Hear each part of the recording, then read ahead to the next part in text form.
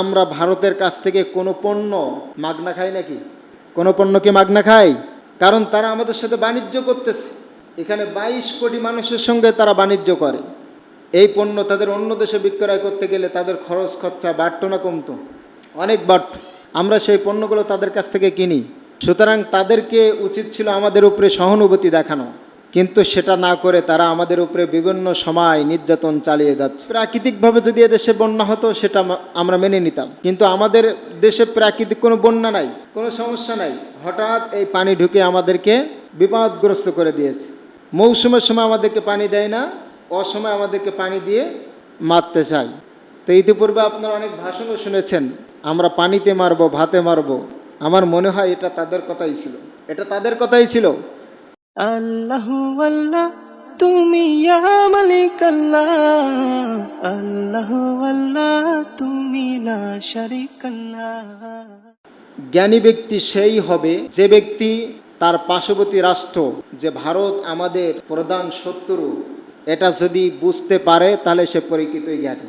কারণ ভারত সবসময় আমাদের কাছ থেকে সুবিধা নিয়েছে, কখনো সুবিধা আমাদেরকে দেয় নাই। কারণ তারা যে নদীগুলোকে এভাবে বাদ দিয়েছে, এটা যদি আপনি আন্তর্জাতিক পর্যায়ে যদি এটাকে পর্যবেক্ষণ করেন, সেটা সম্পূর্ণ আমাদের উপরে তারা অবিচার করেছে। এটা একটি অপরাধ। এই জন্য ভারতের বিরুদ্ধে আমাদেরকে রুখে দাঁড়াতে হবে, ভারতের বিরুদ্ধে কথা বলতে হবে। কারণ আমরা ভারতের কাছ থেকে কোনো পণ্য মাগনা খাই নাকি? কোনো পণ্য কি মাগনা খাই? কারণ তারা আমাদের সাথে বাণিজ্য করতেছে। এখানে 22 কোটি মানুষের সঙ্গে তারা বাণিজ্য করে।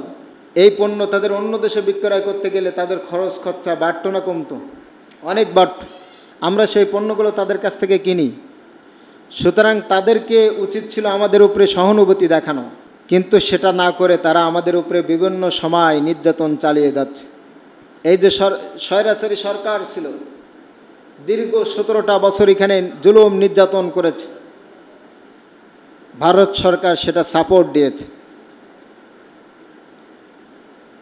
তার সৈন্যবাহিনী দিয়ে হোক, তার বুদ্ধি দিয়ে হোক, তাদের বিভিন্ন কথাবার্তা দিয়ে হোক, বিভিন্ন দিক দিয়ে তারা এদেশে মেধাশূন্য করতে চেয়েছে, এ জাতিকে ভারতের গোলাম বানিয়ে রাখতে চেয়েছে। এই জন্য গোলামিত্ব থেকে আমাদেরকে মুক্ত হওয়ার জন্য যা যা প্রয়োজন আমাদের তাই তাই করতে হবে। কথা বলেন ঠিক কিনা? আল্লাহ তাআলা আমাদেরকে কবুল করুন, সকলে বলে আমিন। আল্লাহ তাআলা কোরআনে বলছেন, জহরাল ফাসাদু ফিল বাররি ওয়াল বাহর বিমা কাসাবাত আইদিন নাস। জলে স্থলে যে বিপদগুলো আসে এটা আমাদের দুহাতের কামাই। তবে তারা যেটা আমাদের ভিতরে ঢুকিয়েছে এটা আমাদের উপরে জুলুম করেছে। কথা বলেন ঠিক কিনা?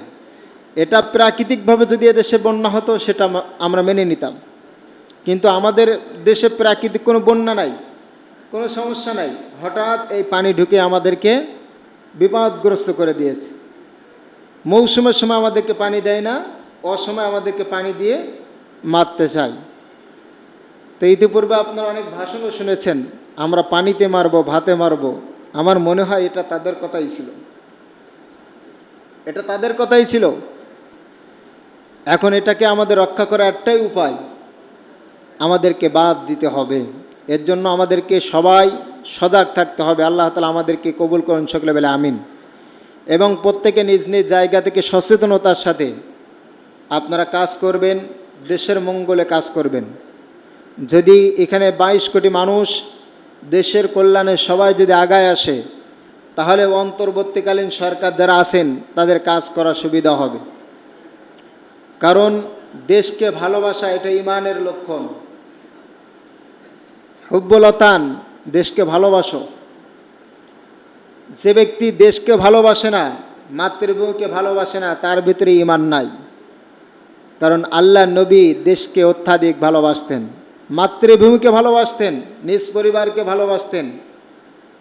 এটাকে রক্ষা করার জন্যে যা যা প্রয়োজন তাই করতে হবে। এমনকি আল্লাহ নবী বলছে, তোমার দেশ রক্ষার জন্য যদি তুমি জীবন দাও তাহলে তুমি কিয়ামতের দিন শহীদ হিসাবে উঠবা। এজন্য দেশের জন্য কাজ করতে হবে, দেশের কল্যাণে কাজ করতে হবে। পারবো তো সবাই ইনশাল্লাহ? আল্লাহ আমাদেরকে কবুল করুন, সকলে বলে আমিন।